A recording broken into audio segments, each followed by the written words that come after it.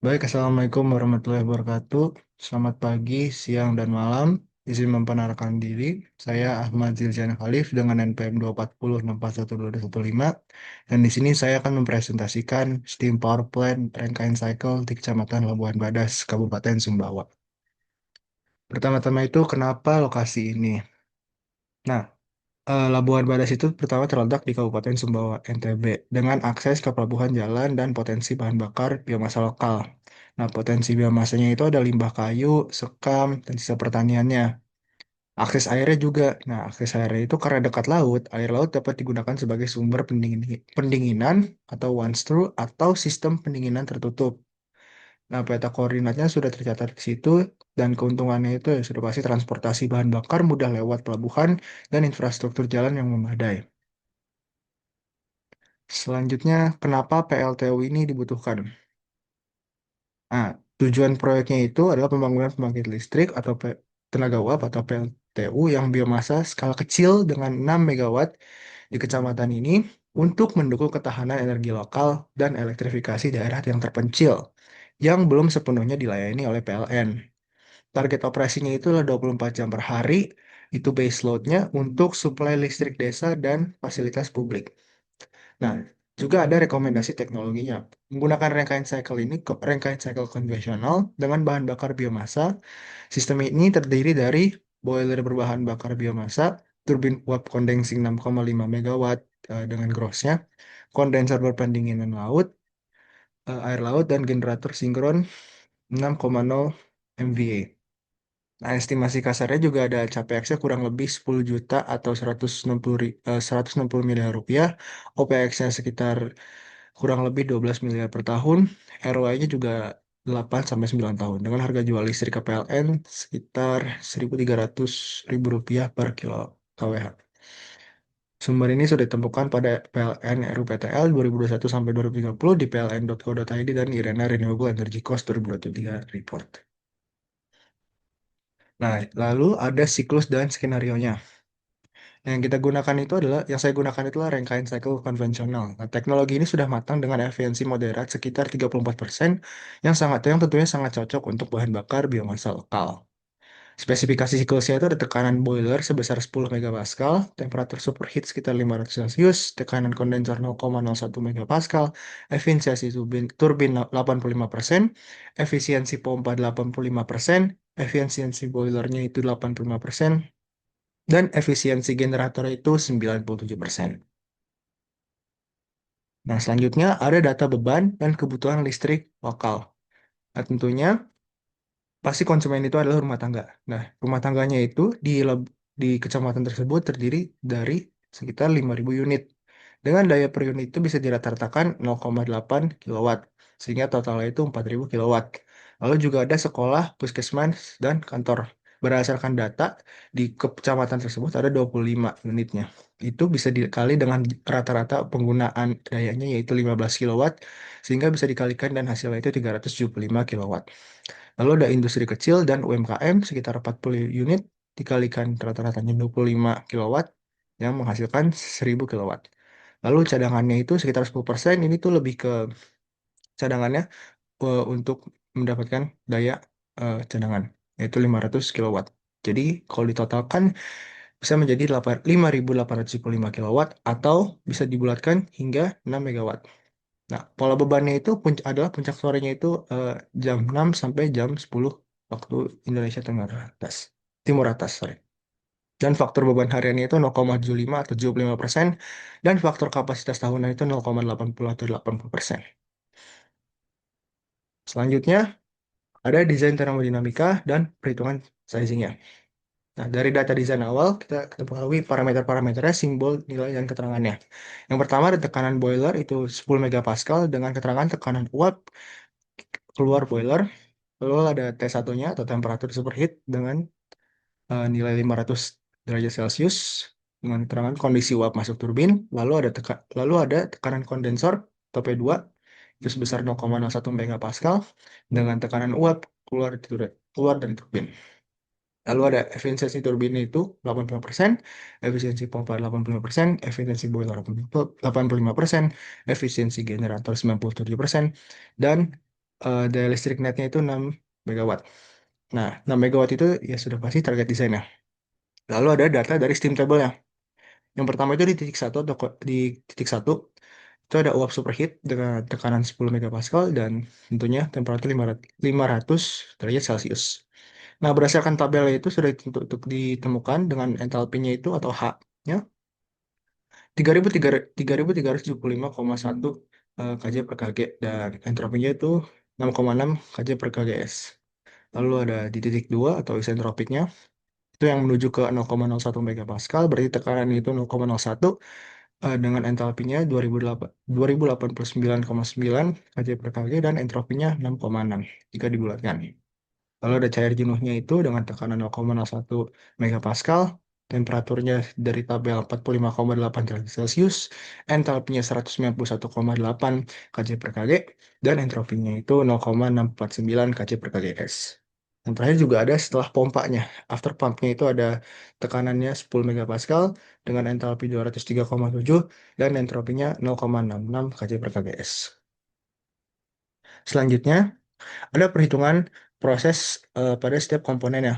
Yang pertama itu sudah pasti kita hitung turbin atau ekspansi adiabatiknya. Nah, pertama kita tentukan isentropiknya. Dari tabel ditentukan itu H2-nya merupakan 2089,9 kJ per kg.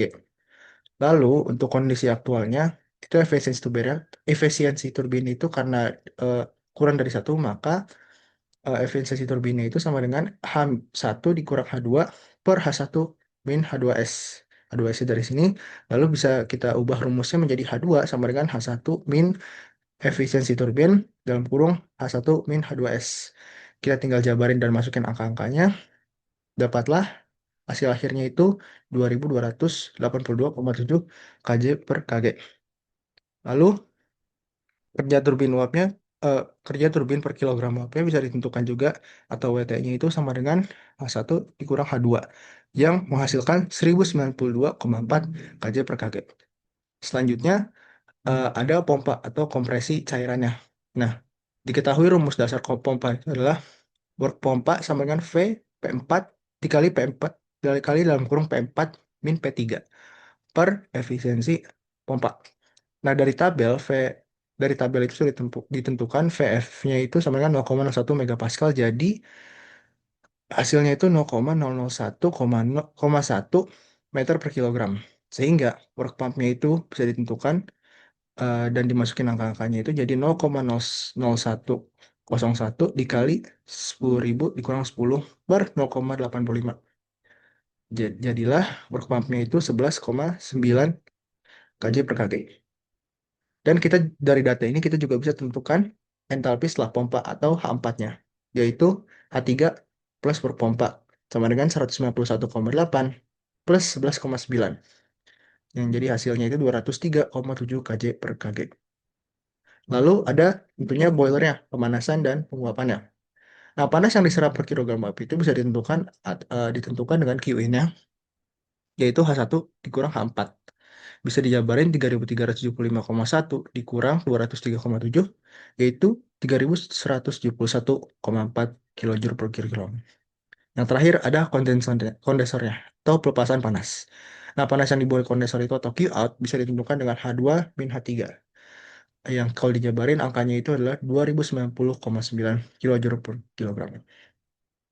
Selanjutnya ada perhitungan proses termodinamikanya. Yang pertama ada perhitungan performa siklus rangkainya.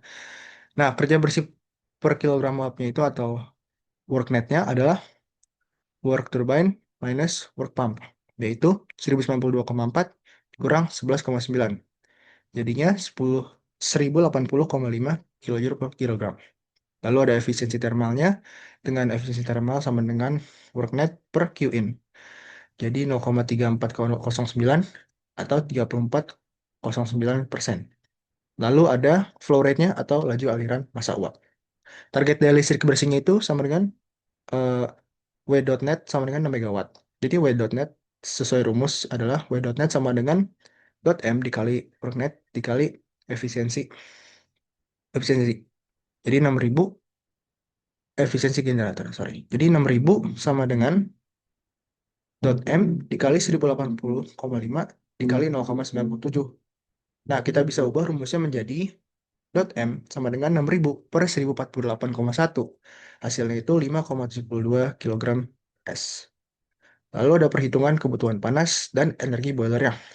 Nah, laju aliran panas masuk ke boiler itu adalah Q in sama dengan dot, dot Q in sama dengan dot M per Q in.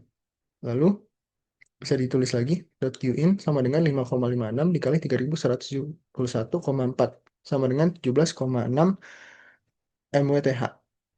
Nah, lalu ada kebutuhan bahan bakar dengan efisiensi boiler 85%, itu Q fuel-nya sama dengan dot Q in per efisiensi boilernya, sama dengan 17,6 per 0,85 yang menghasilkan 20,7 MW itu fuel-nya. Nah, jika biomasa memiliki nilai kalor, LHV itu sama dengan 15 megajoule per kilogram. Jadi dot M fuel-nya itu 20,7 dikali 10 pangkat 3 per 15 kali 10 pangkat 3. Untuk mempermudah, yang secara singkat hasilnya itu 1,38 kilogram per S atau bisa diubah juga jadi 4,97 ton per jam. Nah, yang terakhir ada heat rate-nya atau HR. Jadi HR itu adalah 3.600 per efisiensi termalnya. Dengan mudah kita mendapatkan angka 10.563 kilojoule per kWh. Nah, ini merupakan hasil perhitungan akhir dari semuanya yang sudah didapat. Yang pertama itu ada efisiensi termalnya, hasilnya itu 34,09%. Ada kerja turbinnya 1092,4 kJ per kg. Ada kerja pompanya 11,9 kilojoule per kg. Ada kerja bersihnya, WNET-nya ada 1080,5 kJ per kg. Terus ada panas masuk boilernya atau Q-in 3171,4 kJ per kg. Ada panas buang kondensor atau Q-out 2090,9 kJ per kg. Lalu ada laju alir uapnya, dot M-nya 5,72 kg per S. Daya netnya atau dot W-netnya itu 6,0 megawatt. Laju panas imut atau dot UTH-nya 17,6 MWTH. Dan konsumsi biomasanya itu ada dot M fuel-nya 4,97 ton per jam. Lalu kita ada konten utama spesifikasi awalnya itu. Nah, komponennya ini sudah dibagi dan dijabarkan sesuai data dan keperluan dari sistem Rankine cycle-nya. Yang pertama ada steam turbine. Nah, spesifikasi awal itu condensing dengan 6,5 megawatt secara gross dan 10 megapascal per 500 derajat Celcius dengan catatan efisiensi 85%. Generatornya itu sinkron 6,0 MVA 11 kV dan kostetanya 0,8. Efisiensinya dengan catatan 97%. Lalu ada kondensernya, spesifikasi awalnya itu surface, water cooled, dan 0,01 megapascal dengan debit air laut 400 meter kubik per jam. Lalu ada pumpnya 11,9 kJ per kg dengan daya pompa sekitar 66 kW yang dengan catatan 85% efisiensinya. Lalu ada cooling tower atau intake-nya once through air laut, jadi tidak ada catatan karena itu sudah langsung dari air lautnya di kecamatannya. Lalu ada ash handling dan ESP-nya itu dengan 90%, 99% partikulat tersaring untuk spesifikasi awalnya dan catatannya itu emisi terkendali. Ada fuel storage-nya dengan 1000 meter kubik dengan 2 hari operasi, sekitar 2 hari operasi dengan catatan biomasa kering. Lalu yang terakhir ada water treatment-nya dengan spesifikasi awal, reverse osmosis, dan demineralizer dengan catatan air makeup boiler. Lalu ada site layout-nya. Nah, ini merupakan gambar dari kecamatan Labunya di Pulau Sumbawa. Dan tata letak tapaknya itu, site layout-nya itu luas tapak sekitar 1,5 hektar. Lalu boiler house dan turbinnya akan ditaruh di sentralnya. Cooling area itu akan sedikit di arah utara. Di sini di dekat akses air laut. Lalu ada fuel storage-nya itu akan ditaruh di bagian timur ya, di jalan utamanya. Lalu ada water treatment dan control room-nya itu bakal di bagian baratnya. Dan sustain 11 kafenya itu akan taruh di bagian selatan. Lalu ada analisis lingkungannya dengan dampak pertama, emisi CO2 kurang lebih 0,35 ton per MWH itu lebih rendah dari PLTU batubara biasanya.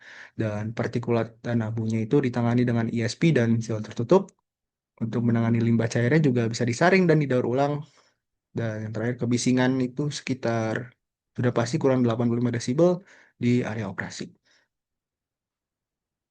Lalu ada aspek ekonomi dan finansialnya. Di sini ada beberapa komponennya yaitu turbinnya, boiler, kondensor, tenaga sipil, dan elektrik.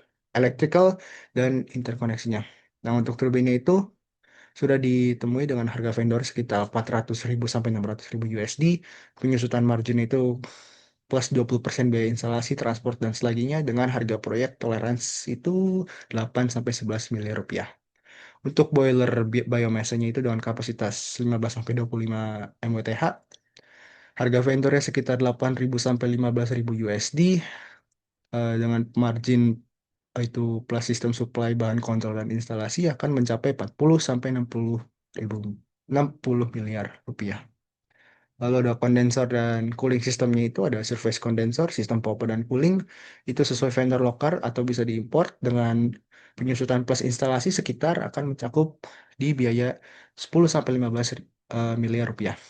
Lalu ada sipil fondasi dan bangunannya, tentunya itu akan dilakukan dengan harga vendor konstruksi lokal, markup sekitar 25%, menjadikan biaya 20 sampai 30 miliar rupiah. Dan yang terakhir, electrical dan interkoneksinya itu tentunya pakai vendor listrik dengan markup 15% yang menghasilkan 10 sampai yang menotalkan menjadi 10 sampai 20 miliar rupiah. Lalu CAPEX-nya itu bisa dilihat dengan kita mengambil nilai rata-ratanya itu adalah 112 miliar rupiah. Lalu ada rencana operasi dan pemeliharaan atau ONM-nya. Nah, sini sudah dibuat berdasarkan data dan informasi-informasi tertentu dari website. Kita bisa menentukan jadwal dan kegiatan yang sesuai, yaitu hariannya itu akan dilakukan pemeriksaan tekanan, temperatur, dan level air. Itu akan dilakukan secara daily selama masa keaktifan rangkaian cycle ini. Lalu untuk mingguannya uji performa turbin dan boiler efisiensinya itu akan diputar setiap minggu. Untuk setiap bulannya ada akan kalibrasi instrumen dan pembersihan heat exchanger. Dan yang per tahun itu ada overhaul turbin dan boiler refractory check. Tenaga kerjanya itu ada 20 orang dengan 2 shift dan ada 5 operator, 7 teknisi, 3 mekanik, 3 controller, dan 2 administrasi. Lalu ada K3 manajemen dan resikonya itu.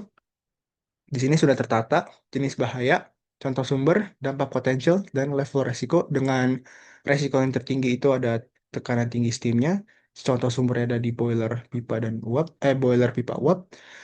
Dampak potensialnya mungkin ledakan, luka bakar, atau berat dengan level resiko tertinggi. Lalu ada strategi pencegahan dan mitigasinya dengan perlindungan tekanan dan suhu bisa dipasang pressure relief valve atau PRV dan safety interlock system pada boiler dan pipa utama. Lalu pemantauan tekanan otomatis via SCADA dengan alarm ganda atau audible and visual. Lalu ada keselamatan listrik juga, sistem lockout atau tagout LOTO untuk setiap peralatan listrik bertegangan tinggi dan panel distribusi dilengkapi ground fault interrupter atau GFI dan isolator darurat. Lalu ada kebakaran dan ledakan itu bisa diinstalasi sistem pemadaman otomatis. Lalu ada detektor asap dan suhu di ruang kontrol dan gabungan biomasa juga. Dan ada larangan total merokok di radius 50% 50 meter dari silo bahan bakar. Nah, bila ada emergency, itu sudah ditata prosedur daruratnya, yaitu alarm evakuasi umum untuk semua pekerja menuju titik kumpul aman. Tim tanggap darurat atau IRT-nya dilatih menangani kebakaran dan ledakan, tumpahan kimia, kegagalan peralatan tekanan tinggi, dan cedera kerja. Lalu ada koordinasi langsung dengan BPBD, Sumbawa, dan Dinas Kesehatan Masyarakat setempat. Di sini ada kesimpulannya dengan tentunya teknologi terbaik itu adalah rangkaian cycle konvensional biomasa 10 megapascal dengan 500 derajat Celcius. Thermalnya, efisiensi thermal 34,1%, output netnya 6 megawatt dengan listrik bersih, aliran uap 5,56 kali per S, konsumsi bahan bakar 3 T per H, biomasa kering, dan LCOE-nya itu sekitar 1.250 ribu rupiah per kWh. Itu sangat kompetitif untuk daerah NTB. Sekian presentasi saya. Assalamualaikum warahmatullahi wabarakatuh.